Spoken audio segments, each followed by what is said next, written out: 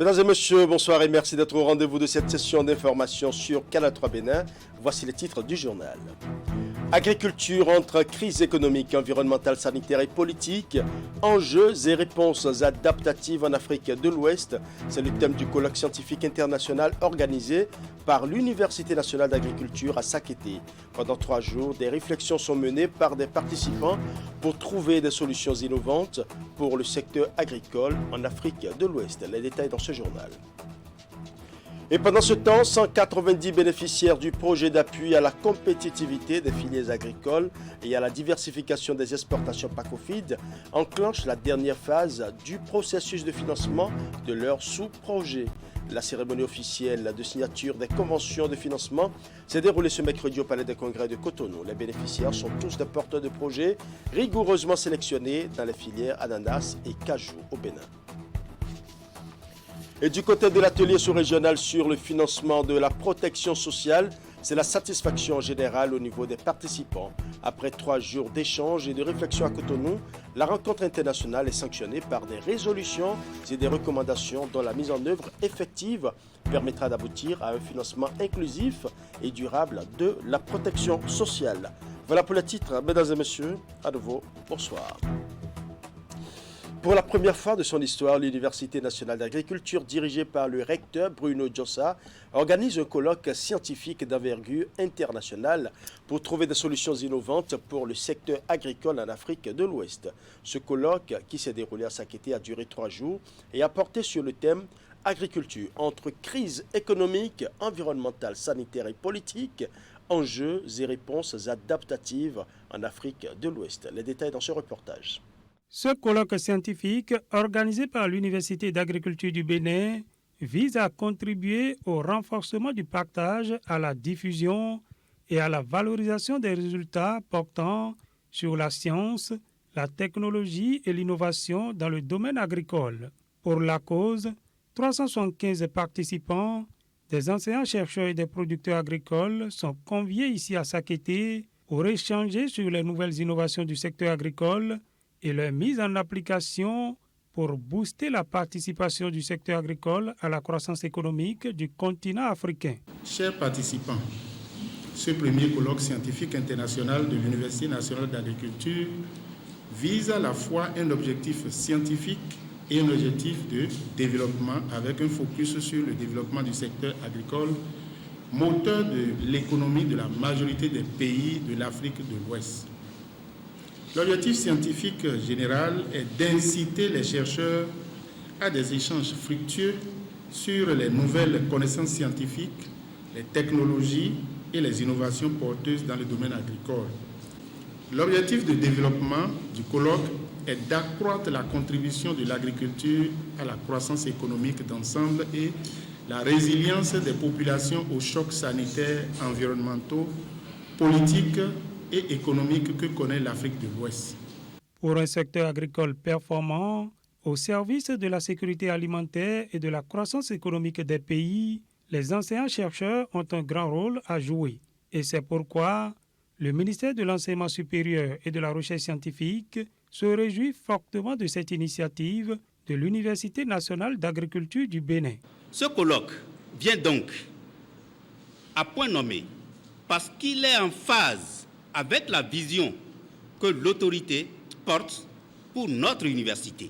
Chers enseignants et chercheurs, quant à la recherche et à l'innovation, je loue les efforts que vous déployez constamment dans ce domaine pour contribuer à la performance de notre agriculture.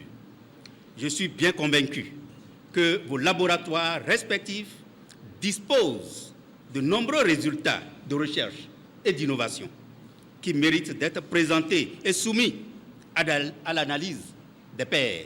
Et je voudrais souhaiter que ce colloque soit celui des vraies réponses aux problèmes de l'agriculture, non seulement béninoise, mais de la sous-région. Après la phase protocolaire, quelques produits issus de l'application des nouvelles technologies de production agricole ont été visités sur des stands installés pour l'occasion. Restons dans le secteur agricole pour rassurer les producteurs de coton, du soja, du maïs et de bien d'autres produits qu'ils peuvent faire de leur récolte désormais sans grande difficulté. Le gouvernement met à leur disposition les outils nécessaires à travers la Société nationale de mécanisation agricole SONAMA. Des démonstrations sur l'utilisation des machines récolteuses ont eu lieu ce lundi 28 novembre sur le site expérimental de Lokbara dans la commune de Tchaoro. Ceci devant les agriculteurs émerveillés par la performance des machines et surtout par les allègements d'acquisition qui leur sont offerts. Nous allons suivre. Des récolteuses de coton, de soja, de maïs ou encore de fourrage en pleine séance de démonstration. Nous sommes sur le site expérimental de Lokbara de la Société nationale de mécanisation agricole SONAMA. Des agriculteurs venus de partout et repartis en atelier sont témoins de cette révolution agricole au Bénin. Les enfants se regardent là, ils disent, mais tout ce que papa est en train de faire là, c'est bon, mais c'est pour qui? C'est nous qui allons passer par là-bas pour récolter tout. Ça leur fait des soucis. Il faut aller à la maison aujourd'hui leur dire que ça ne fera plus de soucis, que les soucis sont terminés. La vision est donc claire. Il s'agit de finir avec les tracasseries dans la récolte des produits agricoles, aidant ainsi les paysans à améliorer grandement leur rendement. Je pense qu'ils sont convaincus. Quand vous leur montrez qu'on est capable de multiplier par 10 la capacité de récolte sur un hectare ou même par 20 avec du soja, que ce que font 20 personnes la machine, en une journée, la machine peut le faire en 2 heures. Les machines sont beaucoup plus efficaces, elles avancent beaucoup plus vite. La machine qui s'occupe du coton ramasse très rapidement et c'est cette vitesse-là dont ils ont besoin. Maintenant, on les a fait venir aussi pour une deuxième idée. On a besoin de réfléchir avec eux sur comment on fait pour accélérer cette mécanisation, comment on fait pour leur trouver des solutions pour qu'ils puissent eux aussi adopter ces équipements-là. Justement, dans le rang des agriculteurs, toute spéculation confondue, la nouvelle est très bien accueillie. Merci à la SONAMA, si il a déjà pu régler la pénibilité dans la culture, la production, j'allais dire, il est aujourd'hui rentré dans la phase de récolte, que Dieu le rend au centuple. Ça fait un grand plaisir à tous les producteurs du Bénin. Ça fait déjà des années que nous parlons de la mécanisation de l'agriculture. Et je pense qu'à travers ce que j'ai vu ici, on peut se convaincre de dire que la mécanisation est véritablement en route. Le nerf de la guerre reste cependant le coût de ces machines qui se lèvent chacune à des millions de francs CFA. Mais la SONAMA se veut rassurante. Vous avez vu la machine qui égrène le coton? C'est évident qu'un agriculteur ne pourra pas se le payer tout seul. Mais en se mettant ensemble, ils pourront pouvoir l'accueillir. En faisant partie d'une coopérative, en faisant partie d'autres structures, ils pourront l'accueillir. Qu'est-ce qu'on fait? On met à disposition de nos agriculteurs des kits subventionnés, c'est la première partie. La troisième des choses qu'on fait, c'est qu'on les accompagne avec tout ce qu'il faut pour que le matériel puisse durer 10 ans à 20 ans. Avec déjà des tracteurs, des remorques, des semoirs et en plus maintenant des machines récolteuses, la mécanisation agricole est plus que jamais en marche au Bénin. Parlons à présent de l'atelier national sur les droits fonciers initié par la Fondation Konrad Adenauer avec la collaboration de Synergie Paysanne. Il s'agit d'une rencontre de réflexion avec les acteurs de la société civile et les décideurs sur la résilience des femmes face à la crise d'approvisionnement alimentaire. Les travaux sont ouverts à Cotonou ce mardi 29 novembre 2022. Ali Moumouni pour les détails. La problématique principale de cette rencontre, initiée par Konrad Adenauer, en collaboration avec Synergie Paysanne, s'articule autour de la sécurité alimentaire. C'est une initiative qui s'inscrit dans son programme Un monde sans faim et vise la mise en œuvre d'un cadre législatif, réglementaire, institutionnel et stratégique assurant l'accès libre des femmes à la terre et à la propriété foncière, ce qui serait sans doute une solution aux perturbations constatées depuis plusieurs années dans les chaînes d'approvisionnement alimentaire. Les perturbations actuelles des marchés de l'alimentation et de l'énergie n'a fait qu'intensifier les disparités entre les sexes. La crise du coût de la vie qui en découle a gravement menacé les moyens de subsistance, la santé et le bien-être des femmes. Mesdames et messieurs, une femme qui accède à la propriété foncière a la maîtrise de la terre qu'elle cultive et a une meilleure chance d'améliorer ses moyens d'existence, notamment ses capacités à vendre, choisir comment exploiter et obtenir les fonds pour le développement des activités économiques. Pour mener cette réflexion sur la résilience des femmes dans un contexte de crise géopolitique régionale et d'approvisionnement alimentaire, les organisateurs ont invité les acteurs de la société civile, les députés, les cadres du ministère de l'Agriculture, de l'Élevage et de la Pêche, ainsi que ceux du ministère des Affaires sociales. L'accès sécurisé des femmes à la terre a toujours été une problématique en Afrique et plus particulièrement au Bénin.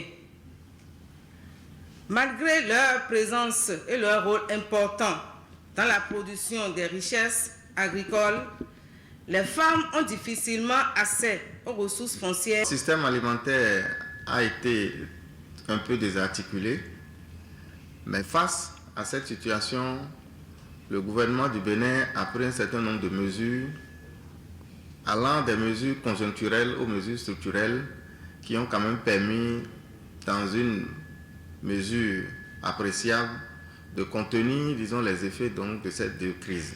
Au cours des 48 heures de ces assises, les participants vont se pencher sur les défis du moment afin d'élaborer les mécanismes d'adaptation pour assurer la résilience des communautés à la base et surtout des femmes.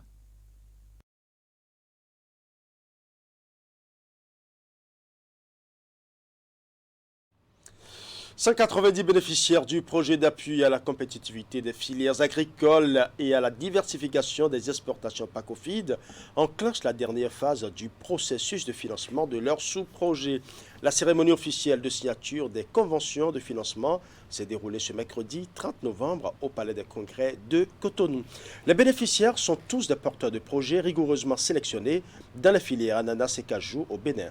Cette nouvelle phase concrétise la volonté du gouvernement de contribuer à l'amélioration de la qualité de production et de transformation des produits agricoles ciblés. Clément Ogouachade pour plus de précisions.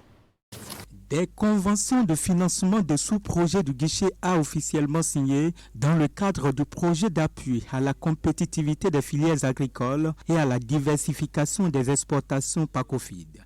Une étape importante qui vient concrétiser l'ambition du gouvernement et de ses partenaires, notamment la Banque mondiale, qui entendent booster la production et la transformation agricole. Ce mercredi, les porteurs de projets enclenchent ainsi la dernière phase du processus d'octroi des financements au profit des filières ananas et cajou au Bénin. C'est un New Deal dans l'agriculture que nous assistons ce matin, car le projet d'appui à la compétitivité des filières agricoles et à la diversification des exportations PACOFID est un projet sur lequel vous pouvez être sûr que les fonds alloués sont pour des bénéficiaires qui ont été choisis au terme d'un processus de sélection rigoureux. Je voudrais surtout vous conseiller de faire l'effort de rester dans vos projets, d'utiliser, vous savez, on ne vous donne pas d'argent, on vous accompagne à la raison des équipements, donc de les utiliser à bon escient et surtout de penser à la maintenance et à l'entretien. C'est ce qui nous manque beaucoup au Bénin. Le PACOFID s'inscrit dans une stratégie globale du gouvernement de la République du Bénin de faire du secteur agricole un véritable levier de développement. Ceci pour augmenter la production du pays, de ses rendements, mais aussi la transformation au niveau local. Sa principale innovation réside sur l'accent mis sur l'accès des productions aux marchés internationaux. Avec ces aspects, le ministre de l'Agriculture et le représentant résident de la Banque mondiale au Bénin se réjouissent de l'aboutissement de ce processus. Avec ce projet, après de longues discussions sur le leadership des autorités du pays, mais avec les discussions avec M. le ministre de l'Agriculture, nous avons convenu que dans ce projet, il est important que les produits qui sont faits au Bénin soient transformés au Bénin et exportés dans les meilleures conditions pour qu'on ait le maximum en termes de revenus pour la population béninoise, mais aussi pour l'économie dans son ensemble. Il est question, à travers ce projet, d'accompagner les acteurs des chaînes de valeur pour produire de manière compétitive. Maintenant, nous ne voulons plus parler d'agriculture, nous voulons pratiquer l'agriculture. Nous voulons développer nos capacités de production pour avoir la possibilité d'alimenter le marché national, le marché régional et le marché international. Cette première vague de 190 sous-projets du guichet est caractérisée par des promoteurs sérieux et déterminés, en témoigne la qualité de leur dossier. Au plan financier, ces sous-projets coûtent au total 669 803 258 francs CFA, dont 569 332 770 francs CFA de subventions du PACOFID et 100 470 489 francs CFA d'apport des promoteurs eux-mêmes. La sextorsion, une nouvelle forme de chantage et d'extorsion de fonds, continue de faire des victimes au sein de la population béninoise. À cet effet, une campagne de sensibilisation est lancée dans les centres universitaires publics et privés. Elle est initiée par l'Office central de répression de la cybercriminalité avec l'appui de l'Agence belge de développement ENABEL. Première étape de cette campagne de sensibilisation, l'école HECM à Cotonou. Teddy Goudalo pour plus de précisions. La sextorsion fait objet d'échanges entre ces étudiants de HECM et l'Office central de répression de la cybercriminalité. C'est le début d'une campagne de sensibilisation initiée par l'OCRC avec l'appui technique et financier du projet d'appui à l'opérationnalisation de la police républicaine de l'Agence belge de développement ENABEL. La sextorsion consiste à menacer une personne de révéler ses photos ou vidéos intimes contre de l'argent. Si le but visé par l'auteur de la sextortion, ce n'est pas de réclamer de l'argent, on parlera de cyberharcèlement. Ne cédez jamais. N'ayez pas peur et surtout, brisez la glace. Ne restez pas dans votre coin à vous morfondre. À le faire, vous risquez de sombrer dans la dépression. Vous allez déprimer et c'est à vos risques et périls. Brisez la glace. Il faut en parler à des proches. Et surtout, il faut vous rapprocher des structures habilitées, telles que l'OCRC. La séance est interactive et a permis aux étudiants de comprendre davantage la notion de la sextorsion. Sur place, quelques-uns ont pris l'engagement de saisir l'Office central de répression de la cybercriminalité en cas de besoin. Ce que j'ai eu à retenir, c'est que une personne qui est victime de la sextorsion ne doit pas se sentir frustré. S'il veut qu'on l'aide, il doit aller vers la police républicaine. J'ai retenu que la sextorsion est un phénomène qui sévit dans l'ombre et que nous ne le savons pas, et qu'il y a des organisations qui sont mises à notre disposition pour lutter contre ça efficacement, comme l'OCRC. Donc il ne faut surtout pas céder à la menace de ces personnes qui veulent nous prendre de l'argent avec nos images ou nos vidéos dénudées, tout ça. Donc il faut se rapprocher d'eux et briser la glace. Le Parlement des jeunes du Bénin s'est également fait représenter à cette séance de sensibilisation. Ils ont aussi partagé leurs expériences en matière de lutte contre la sextorsion avec ces jeunes étudiants. Ouverture ce mardi à Cotonou de la 10e conférence des directeurs des systèmes d'information de l'administration publique. C'est une rencontre qui réunit des directeurs des systèmes d'information de la présidence de la République, des agences et des 24 ministères sectoriels. Une rencontre qui s'inscrit dans la même dynamique que l'atelier sur la digitalisation des communes, la semaine du numérique et le lancement des activités de la SBIN. C'est donc la troisième et dernière étape d'une rencontre du genre dans le secteur du numérique au titre de l'année 2022. Ouliat Sanoussi pour plus de précisions. Une soixantaine d'acteurs du numérique participent à cette troisième et dernière conférence des directeurs des systèmes d'information DSI dans l'écosystème numérique de l'année 2022. Objectif, partager entre experts de l'informatique les résultats de cette année et définir ensemble une feuille de route pour la transformation digitale de l'administration publique. La rencontre porte sur l'accélération de la livraison de services digitaux de qualité avec l'implication du secteur privé. Quand on parle d'accélération, ça veut dire que le train est déjà en marche, ça veut dire que nous sommes déjà en mouvement. Et quand nous regardons ces 6 dernières années, je pense qu'il faut vraiment saluer les progrès assez structurants que le Bénin a réalisés. Ces dernières années, il y a un vrai travail qui a été fait, avec une feuille de route structurante qui nous a permis quelque part d'avoir une approche beaucoup plus coordonnée.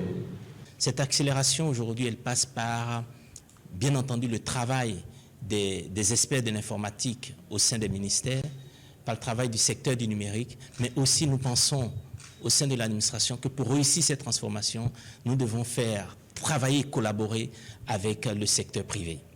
Au cours de cette rencontre statutaire des directeurs des systèmes d'information, plusieurs sujets d'intérêt seront abordés. La présentation du bus d'interopérabilité X-Road, la transformation digitale avec la SBIN, la présentation du bac à sable de la PKI et de la plateforme de signature en ligne. C'est déjà nous féliciter.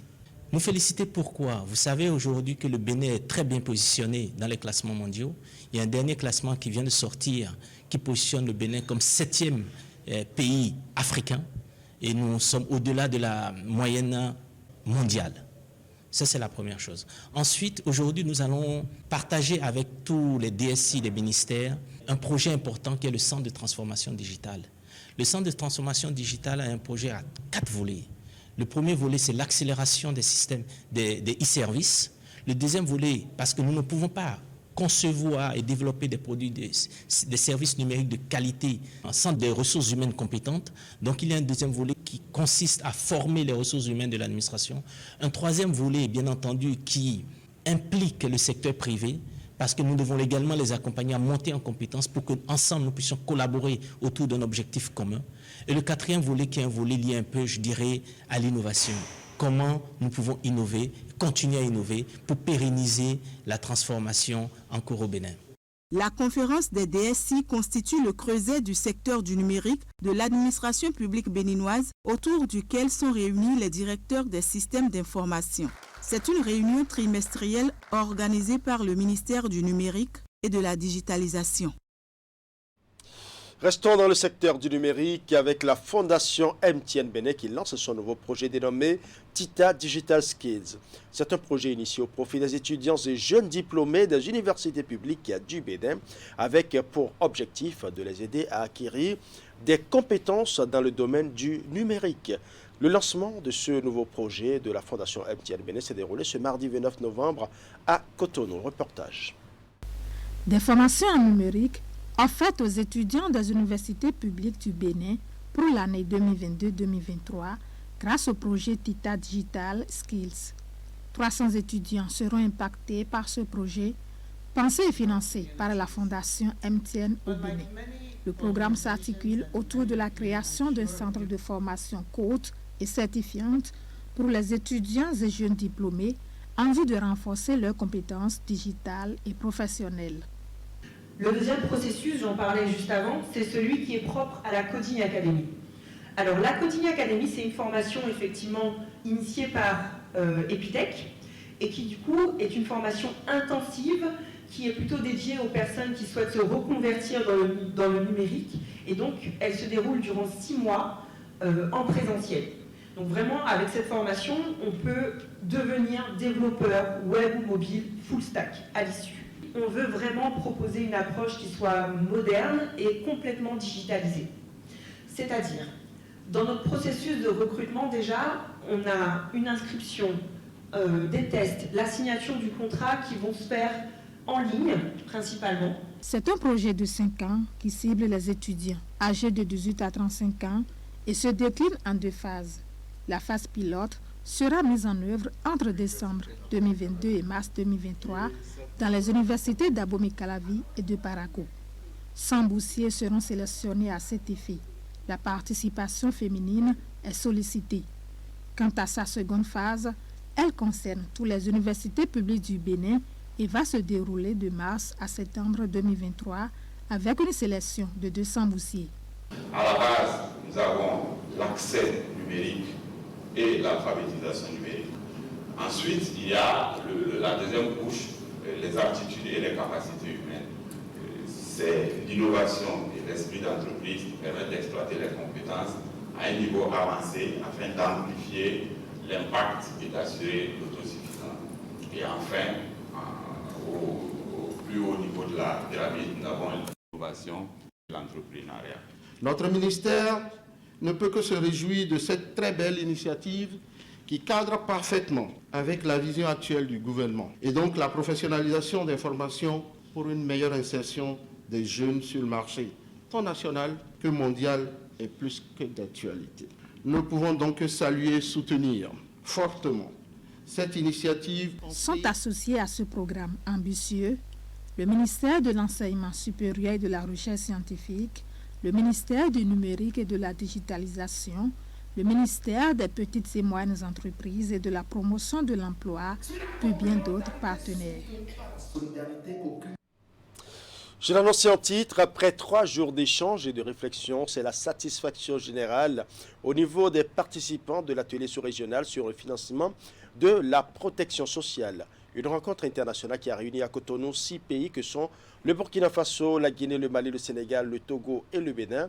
Parvenir à la protection sociale universelle, le nécessaire accroissement du financement défis et perspectives, c'est le thème autour duquel les travaux se sont axés.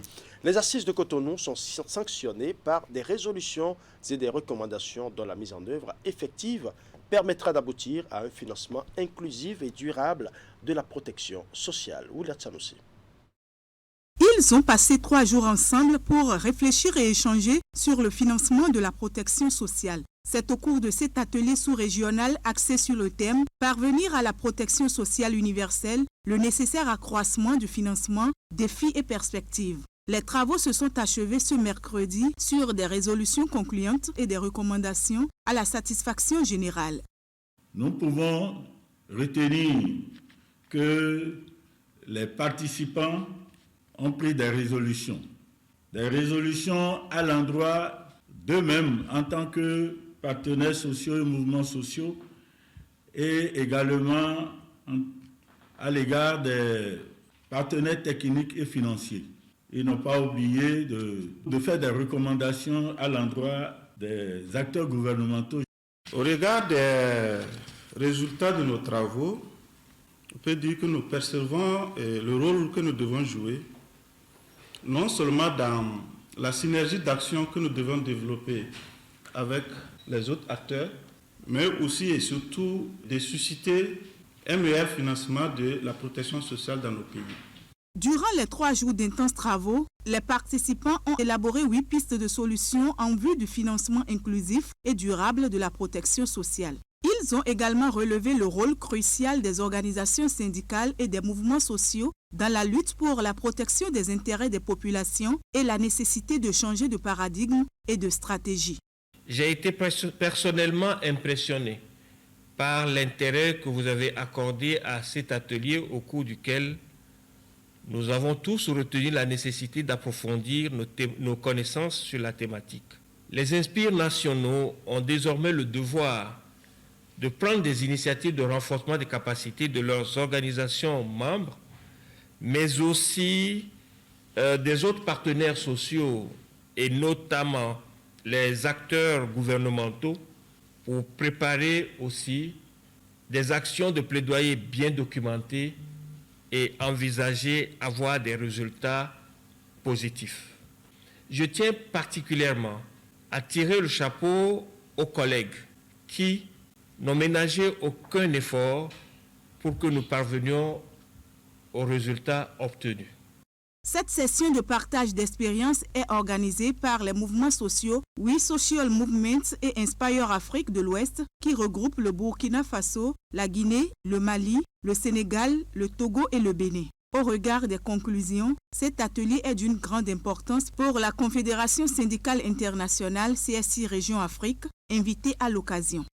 La préoccupation de la protection sociale est inscrite parfaitement dans le plan d'action de la CSI Afrique et les stratégies que nous avons eu à énumérer ici, plus particulièrement la coalition avec les alliés stratégiques, sera un élément vraiment déterminant de la collaboration entre la CSI Afrique et les différentes organisations que nous représentons ici. Nous nous engageons à continuer d'accompagner les organisations syndicales et les partenaires présents ici dans l'élaboration et l'implémentation des recommandations que nous nous sommes assignées. La CSI Afrique entend continuer à jouer son rôle dans l'accompagnement, le renforcement de capacités en termes de recherche, de plaidoyer et de mobilisation des acteurs et des alliés pour la cause de la protection sociale. Voilà, ce sera tout pour ce journal. Merci pour votre aimable attention. Bonne soirée chez vous.